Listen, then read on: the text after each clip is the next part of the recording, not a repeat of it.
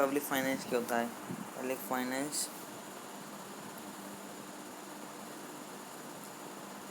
राजस्व लोक वित्त की परिभाषा दीजिए। इसकी क्या विशेषता है? राजस्व की महत्व की इसमें विवेचना कीजिए। तो आधुनिक राज्य सरकार का स्वामी स्वरूप कल्याणकारी राज्य है। केवल शांति और व्यावसायिक बनाए रखने तथा देश को बाहरी आक्रमण से सुरक्षित रखने के ही अब राज्य के कार्य नहीं रह गए हैं। अब नागरिकों को न्यूनतम सुविधाएं प्रदान करना भी सरकार का दायित्व हो गया माना जाने लगा है। इतना ही नहीं, देश का तीव्र आर्थिक विकास करना अब सरकार की जिम्मेदारी बन गई है।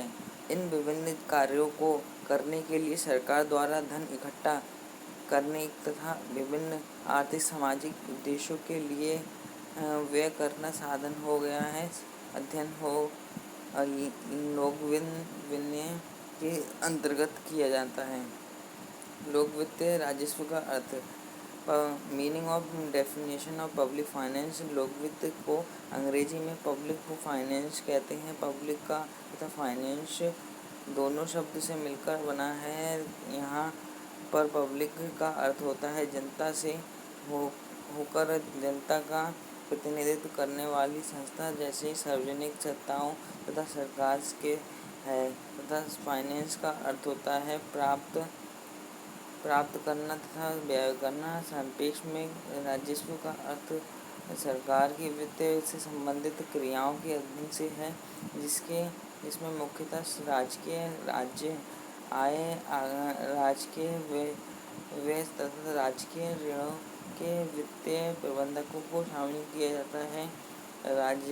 राजस्व की प्रमुख विशेषताएं बता दी, उनके एक प्रकार बता दीजिए।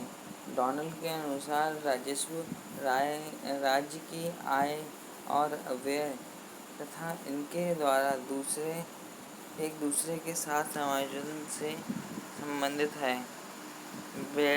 वेस्टेबल के अनुसार राजस्व का संबंध राज्य की आय तथा व्यय तथा उनके पारस्परिक संबंध तथा वित्तीय प्रशासन तथा नियंत्रण से है।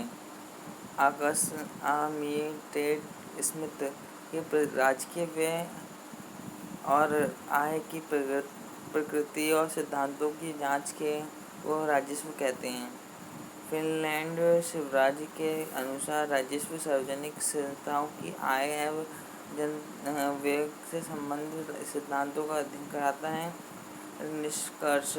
उपयुक्त परिभाषाओं से यह निष्कर्ष अध्ययन करने के उपरांत हम यह कह सकते हैं कि लोक वित्त अर्थव्यवस्था की वह शाखा है जो सरकार, केंद्रीय, राज्य तथा स्थानीय की वित्तीय व्यवस्था तथा जैसे आय, व्यय तथा ऋण आदि से संबंधित सिद्धांतों, नीतियों, सामाजिक समस्याओं का अध्ययन कराती है। और राजस्व की विषय सामग्री विभिन्न क्षेत्र, subject matter of and scope of the public finance. सरकार और उसके संबद्ध संस्थाएं लोक कल्याण के लिए किस प्रकार धन एकत्रित करती हैं और किस प्रकार से उसे व्यवसाय करती हैं। मुख्यतः यही और लोक